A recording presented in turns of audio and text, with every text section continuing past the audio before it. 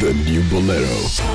एक perfect engineer बनने से पहले, स्टॉक मार्केट में अपनी जगह बनाने से पहले, सॉफ्टवेयर प्रोफेशनल बनने से पहले, एक मल्टीनेशनल ग्रुप का सीईओ बनने से पहले, मार्केट के उतार चढ़ाव को समझा, मैनेजमेंट के कॉन्सेप्ट्स को समझा, एक परफेक्ट स्टूडेंट बना। मैंने डिग्री हासिल की। I studied at quantum quantum global campus, जिंदगी को दे नई दिशा। मुख्तार अब्बास नकवी भारतीय जनता पार्टी का मुस्लिम चेहरा है कि मुख्तार अब्बास नकवी भारतीय जनता पार्टी के बड़े नेता। कि मैंने कभी मुस्लिम, हिंदू या इससे जुड़े हुए कभी सोच के साथ मैंने कभी पॉलिटिकल सिस्टम में काम नहीं किया। जाति का और मजहब का कंसिडरेशन कितना बड़ा है, अगर इतना बड़ा कंसिडरेशन नहीं होता तो शायद मैं मान सकता हूँ।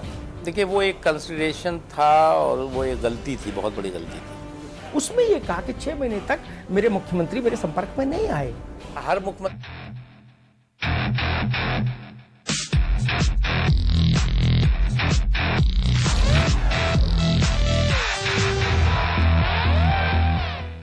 ब्रेक के बाद आपका स्वागत है। बबली और डिंपल गर्ल यानी प्रीति जिंटा एक बार फिर कर रही हैं बड़े पर्दे पर अपनी वापसी। लंबे समय से बॉलीवुड से गायब प्रीति अब जल्द ही वापस पर्दे पर दिखेगी। प्रीति की आने वाली फिल्म का नाम है भैया जी सुपरहिट। इसमें वो सनी देओल के ऑपोजिट नजर आएंगी और वो भी बिल्कुल नए अवतार में।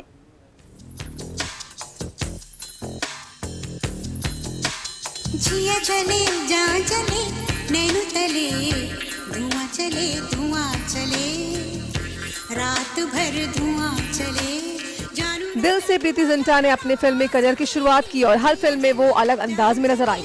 नैनो तले धुआं चले रात भर धुआं चले। चाहे वो क्या कहना की एक टीनेज अनब्याही माँ, बोलिए मेहरबान हमसे यूं मत खेलिए, क्यों भला जाने जा। या दिल है तुम्हारा में माँ के प्यार के लिए तरसती बेटी।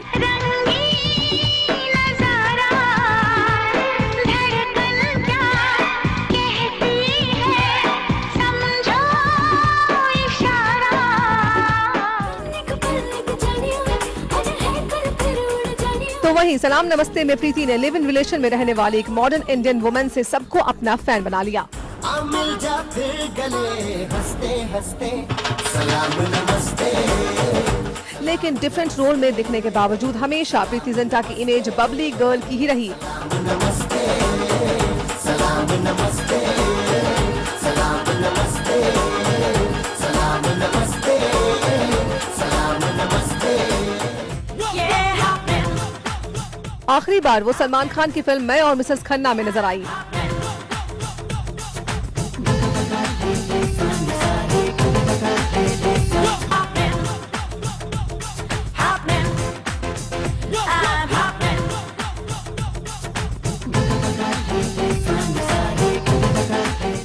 करीब 2 साल के ब्रेक के बाद अब प्रीति फिर से फिल्मों में अपना जलवा बिखेरने के लिए तैयार हैं। फिल्मों में अलग अलग रोल्स के अलावा प्रीति नेस वाडिया के साथ अपने अफेयर के लिए भी काफी चर्चा में रही। खबरों की माने तो उनके बॉलीवुड करियर में ब्रेक की वजह बना नेस वाडिया से उनका ब्रेकअप। मगर अब जल्दी प्रीति कर रही है बॉलीवुड में वापसी और वो नजर आएंगी उन्हीं के होम प्रोडक्शन में बन रही फिल्म इश्क इन पेरिस में। इसमें प्रीति हाफ इंडियन और हाफ फ्रेंच महिला की भूमिका में है। प्रीति जानती हैं कि बॉलीवुड में उनकी वापसी इतनी आसान नहीं है। एक तो ब्रेक और दूसरा तगड़ा कंपटीशन। इसलिए अपनी वापसी के लिए अपनी कमर कस ली है प्रीति ने। किरदार में जान डालने के लिए प्रीति ने न सिर्फ फ्रेंच भाषा को सीखा बल्कि अपने लुक को सेक्सी दिखाने के लिए भी जोरदार मेहनत की। इसके अलावा प्रीति की दूसरी फिल्म में उनका किरदार काफी हटकर है जो प्रीति की इमेज से काफी अलग है। नीरज पाठक की डायरेक्शन में बनने वाली फिल्म भैया जी सुपरहिट में प्रीति बनेंगी एक बनारस गर्ल।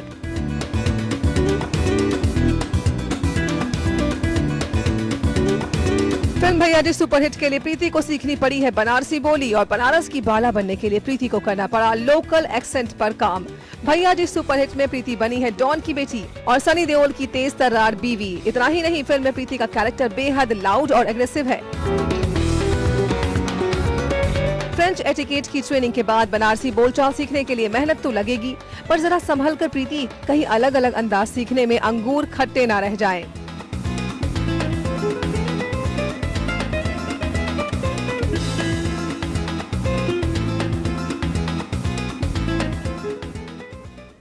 कॉकटेल की सक्सेस से सैफ हुए हैं काफी एनकरेज और वो एक बार फिर से फिल्म में करेंगे रोमांस, मगर उनकी रोमांटिक पार्टनर दीपिका या डायना पेंटी नहीं है।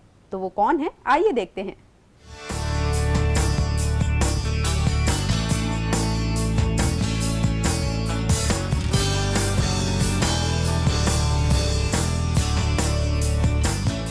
सैफ ज्यादातर दिखे हैं रोमांस करते, सैफ को सूट करते हैं रोमांटिक रोल्स। फैंस भी सैफ को देखना चाहते हैं रोमांटिक कॉमेडी में ही।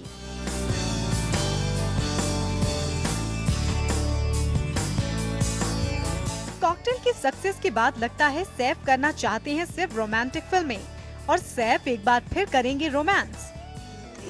I was just thinking, क्या आप बिलीव करते हैं लव एट फर्स्ट साइट में, या मैं दोबारा घूम के आऊं? आपको देखते ही ऐसी अनकंट्रोलेबल है जो है आपसे बात करने की, मैं रोक ही नहीं पाया। ओ यार, फिर वो बच्चों का खेल, मैं तुम्हें नहीं जानती, दफा हो जाओ एक्सेट्रा। आगे बढ़ते हैं ना सोनू, चल एक फ्रेश स्टार्ट लेते हैं। इस बार पर्दे पर रोमांस के लिए सैफ ने चुना है ना तो दीपिका को और ना ही डायना को, बल्कि सैफ की हीरोइन तो होंगी हॉलीवुड से। अपनी नेक्स्ट फिल्म में सैफ रोमांस करते दिखेंगे academy award winner neatly Portman के साथ।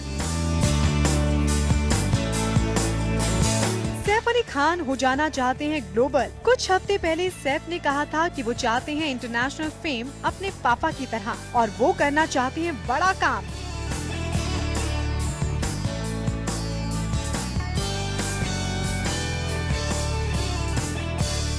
नेटली पोर्टमैन के साथ फिल्म करके शायद सैफ की पूरी हो सकती है ये विश। नेटली हैं हॉलीवुड एक्ट्रेस और पिछले साल ब्लैक स्वैन के लिए जीता है अकेडमी अवार्ड भी नेटली ने। हॉलीवुड एक्ट्रेस के साथ सैफ की फिल्म होगी एक लव स्टोरी। फिल्म के बारे में कोई खुलासा नहीं किया है सैफ ने। सैफ चाहते हैं फिल्म को रखना सीक्रेट। चलिए, सैफ फिल्म पर ज्यादा जानकारी से आपको इनकार है, अभी नहीं करना चाहते फिल्म के सीक्रेट पर कोई बात।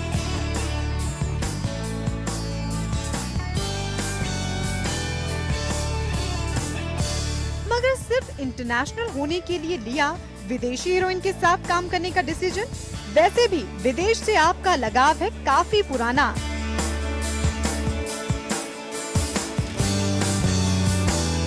पहले रहा है आपका रिलेशन एक स्विस मॉडल के साथ भी। जो भी हो, हम तो यही कहेंगे जल्द पूरी हो आपके ग्लोबल होने की विश।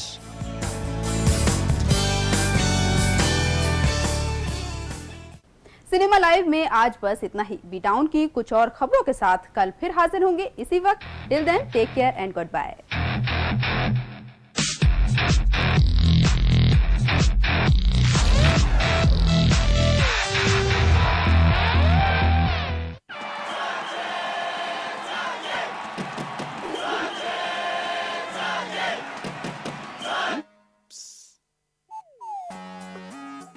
जोड़ी सही होनी चाहिए, जैसे सचिन और उनका बल्ला, जैसे ल्यूमिनस इन्वर्टर और luminous tubular battery.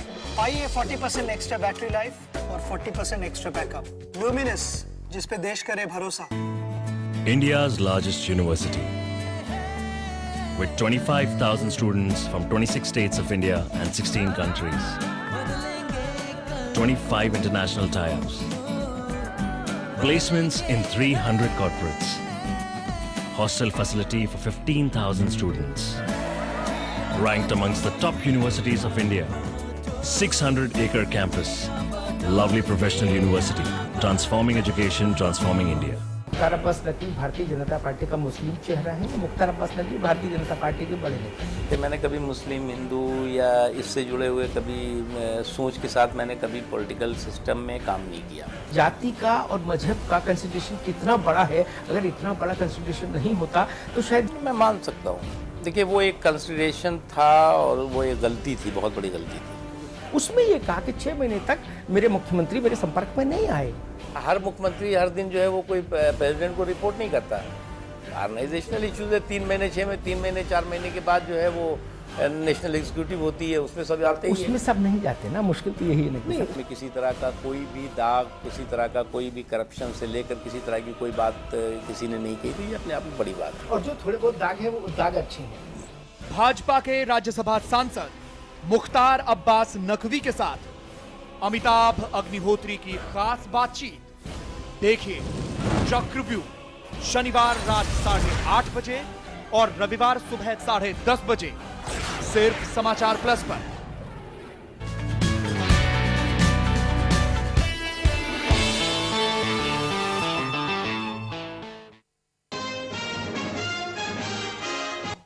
Narendra Modi का इंटरव्यू लेने पर शाहिद सिद्दीकी पर गिरी गाज, सपा ने पार्टी से निकाला।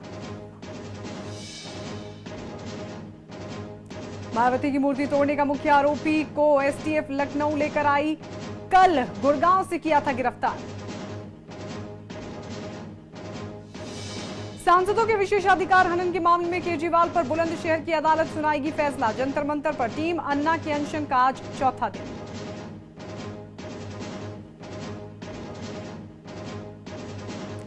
बिजनौर में 7 बच्चों की मौत के बाद होश में आई सरकार, सभी प्राइमरी स्कूलों की जांच के दिए आदेश।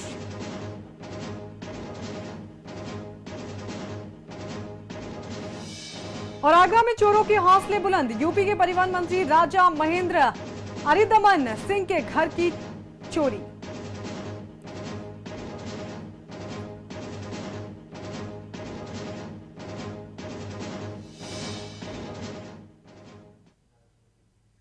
और इस वक्त आ रही है बड़ी खबर, नरेंद्र मोदी का इंटरव्यू लेना शाहिद सिद्दीकी को भारी पड़ गया है। समाजवादी पार्टी ने सिद्दीकी को पार्टी से निकाल दिया है। आपको बता दें, शाहिद सिद्दीकी उर्दू अखबार नई दुनिया के संपादक भी हैं और पिछले दिनों उन्होंने गुजरात के मुख्यमंत्री नरेंद्र मोदी का इंटरव्यू किया था, जिसमें मोदी ने कहा था कि अगर वो गोधरा में हुए दंगों के जिम्मेदार हैं तो उन्हें फांसी पर लटका दिया जाए। समाजवादी पार्टी के महासचिव रामगोपाल यादव ने एक चिट्ठी जारी की है, जिसमें उन्होंने साफ कहा है कि शाहिद सिद्दीकी पार्टी में नहीं है और मीडिया उन्हें सपा नेता ना बताए। इस वक्त की बड़ी खबर यह कि गुजरात के मुख्यमंत्री नरेंद्र मोदी का इंटरव्यू लेना शाहिद सिद्दीकी के लिए भारी पड़ गया है और अब पार्टी ने उनसे किनारा करना ही मुनासिब समझा है। रामगोपाल यादव, जो कि सपा के महासचिव है, उन्होंने एक चिट्ठी जारी की। उस चिट्ठी में साफ लिखा है कि शाहिद सिद्दीकी का समाजवादी पार्टी से कोई लेना देना नहीं है, लिहाजा मीडिया से यह भी अपील की गई है कि सपा नेता ना बताया जाए शाहिद सिद्दीकी को। हाल ही में गुजरात के मुख्यमंत्री नरेंद्र मोदी का इंटरव्यू लिया था। हम आपको बता दें, शाहिद सिद्दीकी, जो कि उर्दू अखबार नई दुनिया के संपादक भी हैं, उन्होंने ये इंटरव्यू लिया था और इसमें नरेंद्र मोदी से गोधरा कांड के बाद गुजरात के दंगों को लेकर सवाल किए गए थे। उस पर नरेंद्र मोदी ने कहा था कि अगर मैं उसके लिए जिम्मेदार हूं तो मुझे फांसी पर लटका दिया जाए। इस इंटरव्यू के बाद लगातार सवाल ये खड़े हो रहे थे कि आखिरकार शाहिद सिद्दीकी, जो कि समाजवादी पार्टी के नेता भी हैं, उन्होंने इंटरव्यू क्यों लिया, क्योंकि इस इंटरव्यू में नरेंद्र मोदी ने गुजरात दंगों पर बड़ी ही बेबाकी से बयान दिया था। और आइए अब आपको सुनवाते हैं रामगोपाल यादव ने क्या कुछ कहा। बहुजन समाज पार्टी से लोकशाही की है। इस समाजवादी पार्टी ये स्पष्ट करना चाहती है कि शाहिद सिद्दीकी बहुत पहले समाजवादी पार्टी छोड़कर बीएसपी में चले गए थे और बिजनौर से बहुजन समाज पार्टी से लोकसभा का चुनाव लड़े थे। उसके बाद वे लोकदल में चले गए थे। वो समाजवादी पार्टी के सदस्य नहीं हैं और समाजवादी पार्टी का शाहिद सिद्दीकी से कोई सरोकार नहीं। मीडिया में शाहिद सिद्दीकी को समाजवादी पार्टी का नेता बताया जा रहा है, जो सरासर गलत है। पार्टी की इलेक्ट्रॉनिक एवं प्रिंट मीडिया से अपील है कि शाहिद सिद्दीकी को समाजवादी पार्टी के नेता के रूप में प्रदर्शित न किया जाए। तो रामगोपाल यादव कह रहे हैं कि शाहिद सिद्दीकी समाजवादी पार्टी के नेता कभी रहे ही नहीं, लेकिन अब आपको दिखाते हैं वो तस्वीरें जब मुलायम सिंह और आजम खान की मौजूदगी में शाहिद सिद्दीकी को सपा की सदस्यता दिलाई गई थी।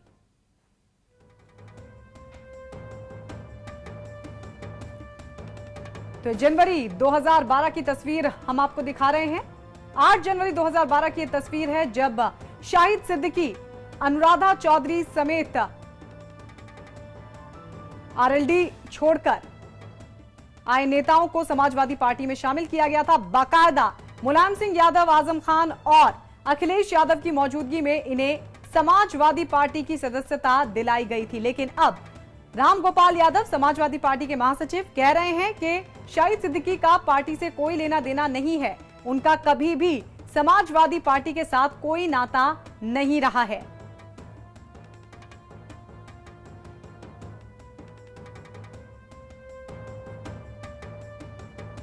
तो शाहिद सिद्दीकी जिन्होंने गुजरात के मुख्यमंत्री नरेंद्र मोदी का इंटरव्यू लिया था और इस इंटरव्यू